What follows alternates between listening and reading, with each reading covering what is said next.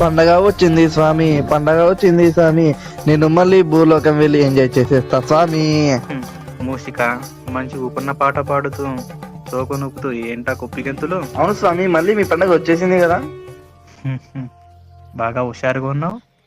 నేను నంది భూలోకం అంతా చుట్టేసి ఆ అంగరంగ వైభవంగా జరిగిన మీ పండగను నందికి వీక్షించి అద్భుతాలన్నింటినీ నందిని నేను కలిసి చూసి మళ్ళా తిరిగి కైలాసానికి తిరిగి వస్తాం స్వామి.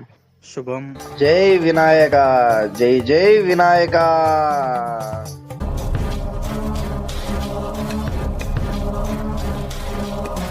జై హో భోలేనాథ్.